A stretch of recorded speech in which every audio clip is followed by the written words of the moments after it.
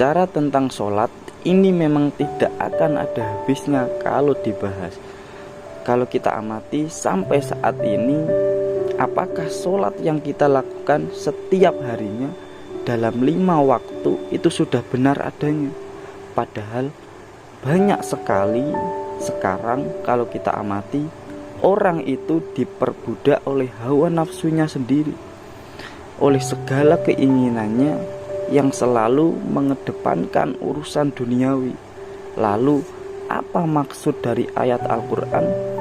Inna sholata tanha anil faksai wal munkar. Padahal kalau kita amati, orang-orang atau masyarakat mulai dari kecil sampai dengan tua, sholat secara syariat jalan, akan tetapi maksiat dan kemungkaran juga jalan terus. Lalu sholat yang bagaimanakah yang dimaksud? Sholat yang bisa mencegah dari perbuatan keji dan mungkar. Semua itu akan bernilai manakala kita itu mengetahui ilmunya.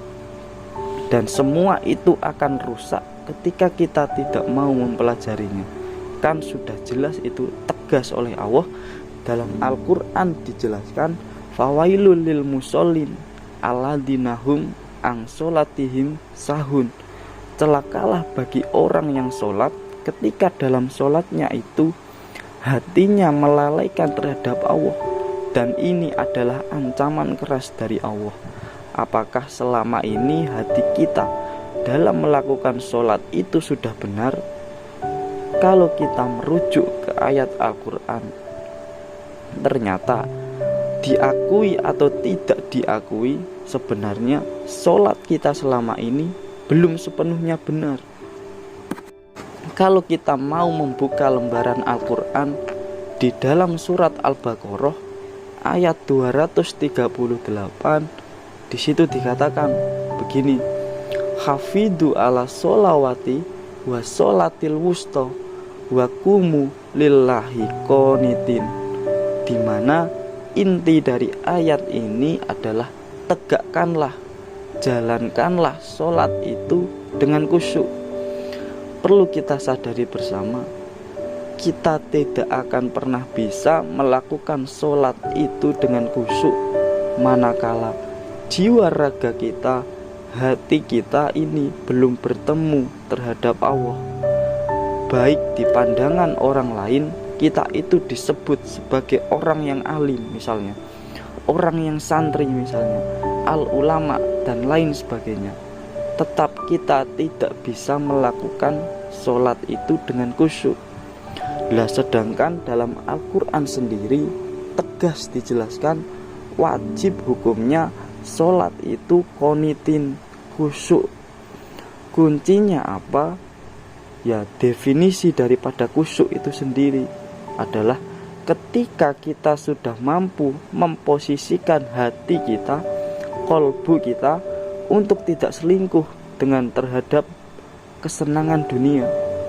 Cobalah evaluasi diri kita sendiri, masihkah di dalam hati kita ini seperti itu?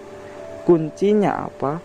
Kita harus mau belajar dan mau mencapai suatu hal yang dinamakan juhud. Barulah nanti sholat kita akan terbangun sedikit demi sedikit memenuhi target apa yang difirmankan Allah dalam surat Al-Baqarah tadi, wa qumu lillahi qonitin.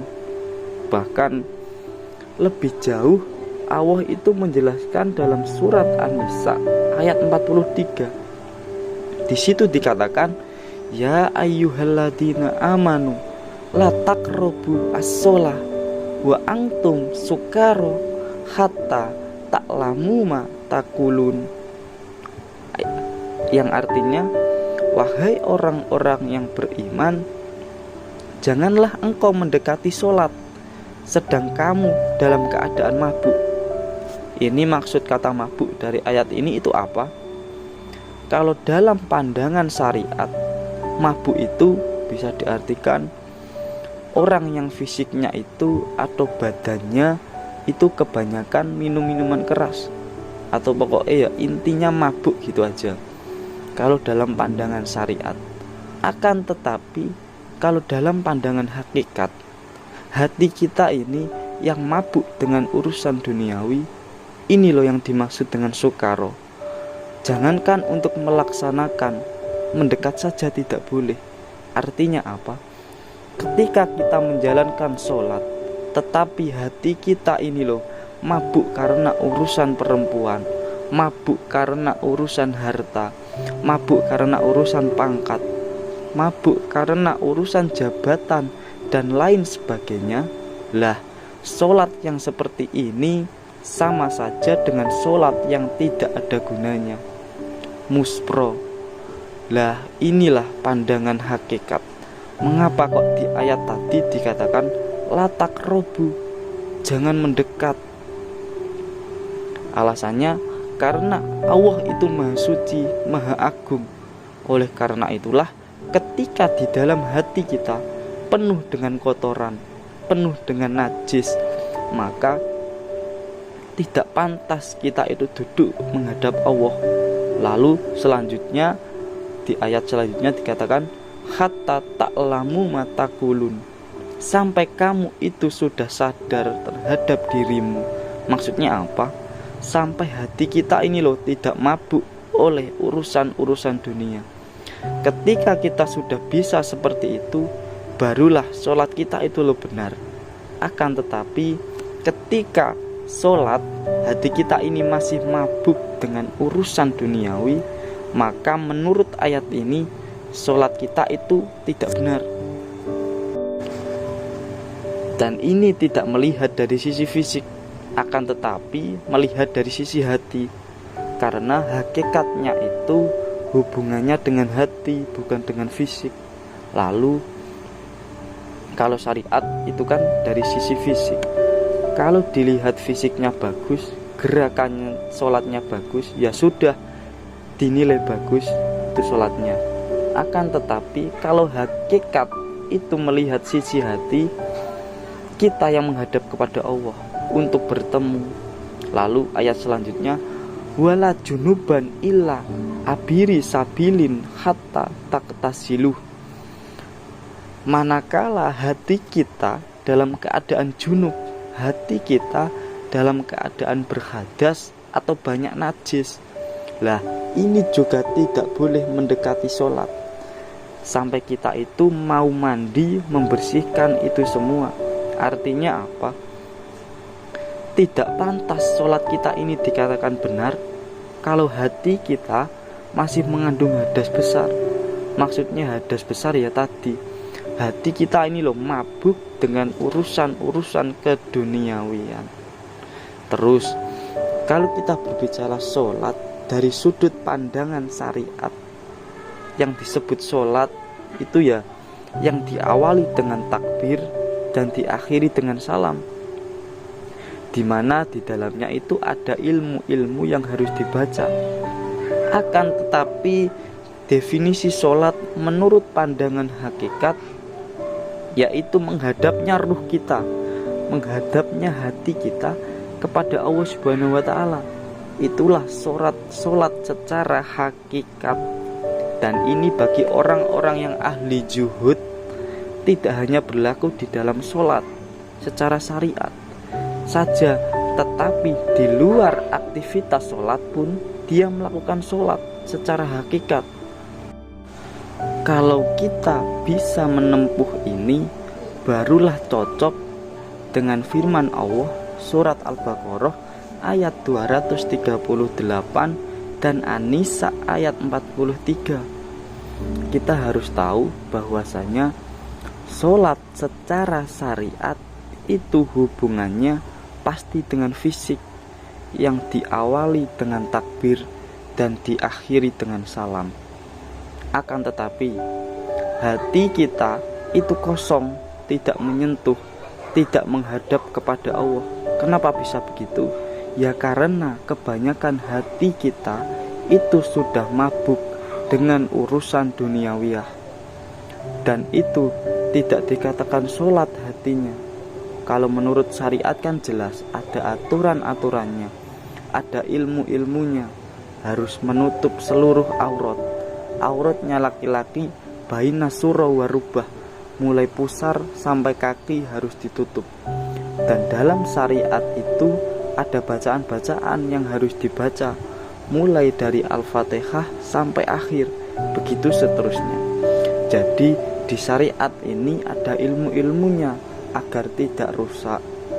Dan ini sesuai dengan hadis Rasulullah, "Sholu kama ra'aitu musolli." Sholatlah kalian semua sebagaimana aku sholat. Akan tetapi jangan mengambil sisi fisiknya saja. Kalau kita ambil syariatnya saja, ya mudah itu, berdiri, rukuk, sujud, duduk, selesai. Tapi cobalah untuk mengoreksi hati kita. Hati kita ini loh mabuk apa tidak? Kalau hati kita mabuk, kan sudah jelas apa yang difirmankan Allah itu, la taqrabu as-shalah wa antum sukaro. Janganlah kamu mendekati sholat itu kalau keadaan hatimu itu mabuk dengan urusan dunia. Maksudnya bagaimana? Ya kita ini loh jangan sholat kayak begitu. Biar kita dengan adanya ayat ini cepat-cepatlah evaluasi, koreksi diri kita, dan berlakulah sholat seperti Kanjeng Nabi Muhammad.